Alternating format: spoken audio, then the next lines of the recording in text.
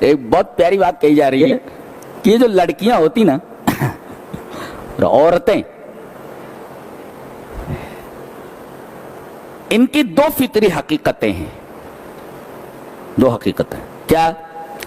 أَوَمَنْ يُنَشَّأُ فِي الْحِلْيَةِ وَهُوَ فِي الْخِصَامِ غَيْرُ مُبِينٍ،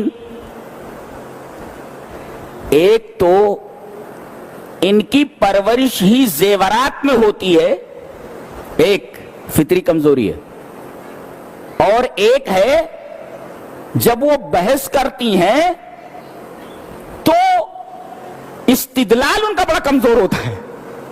یہ بتائیے، واضح کرتا ہوں اس کو۔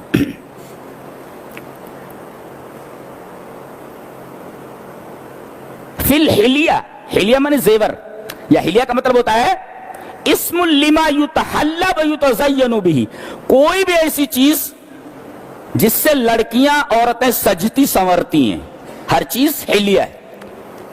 لما یتحلی و یتزین بہ، جس سے بھی زینت، مثلا پاؤڈر لگا رہی ہیں، دیٹ از کالڈ زینت، یہ زینت فی الحلیہ، زیور ہے یہ۔ لپسٹک لگا رہی ہیں تو یہ بھی زیور ہے، اس لیے کہ اس کے ذریعے وہ مزین ہو رہی ہیں۔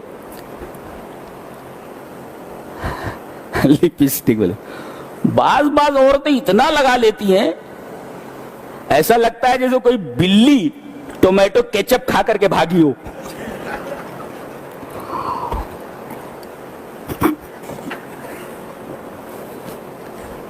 جی، تو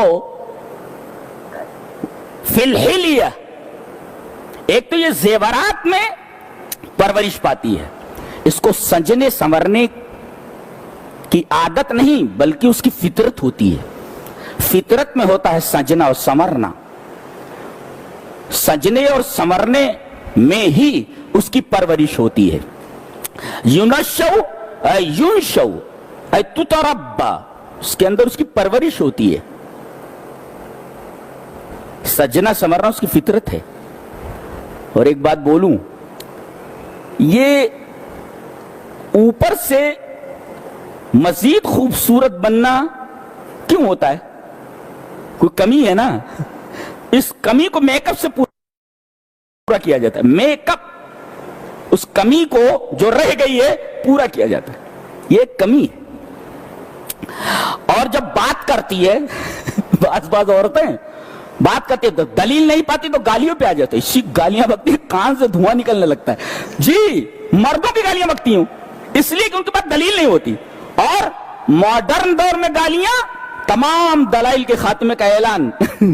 گالیوں پہ کوئی اتارا، اس کا مطلب اس کے پاس دلیل نہیں ہے، وہی کہا گیا وہ فی الخصام غیر مبین، بحث و مباحثے میں یہ سامنے والے کی دلیل کو رد نہیں کر پاتی اور نہ اپنی بات کو مکمل طور پر پیش کر پاتی ہے۔ مفسرین نے لکھا ہے یہ قاعدہ اکثری ہے، کلی نہیں ہے۔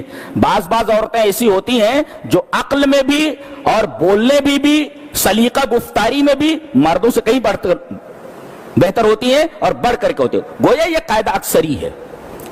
بعض عورتیں میک اپ نہیں کرتی، بغیر میک اپ ہی کے وہ بہت خوبصورت دکھائی دیتی ہیں۔ جی، تو یہ قاعدہ اکثری ہے، کلی نہیں۔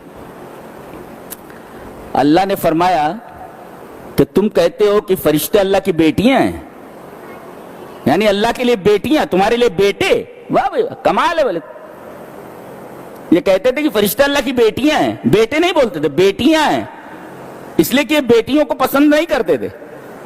تو اللہ فرما رہے جس چیز کو تم نہیں پسند کر کے ان کو اس چیز کو ہماری طرف منسوب کرتے ہو، اور جس چیز کو تم پسند کرتے ہو اسے اپنی طرف منسوب کرتے ہو، یہ عجیب بات ہے۔ اچھا، تم بیٹیوں کو اگر ملائکہ کو بیٹیاں مان رہے ہو کہ وہ اللہ کی بیٹیاں ہیں، تو پوجا کیوں نہیں کرتے، اسے زندہ درگور کیوں کر دیتے ہو؟ یعنی تمہارا عجیب و غریب مزاج ہے۔ ایک تو کہتے ہو کہ اللہ کی بیٹیاں ہیں، تو اللہ کی بیٹیوں کو زندہ درگور کیا جاتا ہے کہ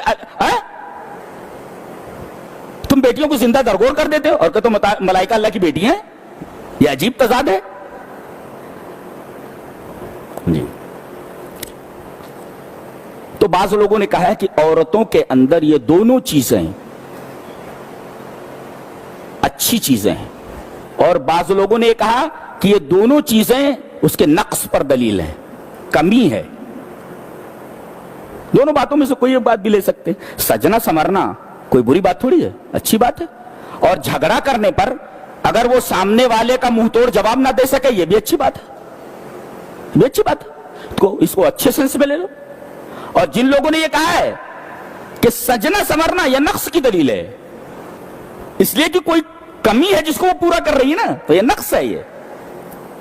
اور اگر کسی آدمی کی دلیل کا جواب نہ دے سکے یہ بھی نقص ہے، کسی کی دلیل کو توڑ نہ سکے اور اپنی بات کو خوش اسلوبی سے رکھ نہ سکے یہ بھی ایک طریقے کا نقص ہے. لیکن میں یہ سمجھتا ہوں کہ یہاں پر عورتوں کی تعریف کی گئی ہے، ان کی تنقیص نہیں، اس لیے کہ سجنا سنورنا یہ بہت خوبصورتی کی بات ہے، بہت اچھی بات ہے. اور اسی طریقے سے سامنے والے کو منہ توڑ جواب دینا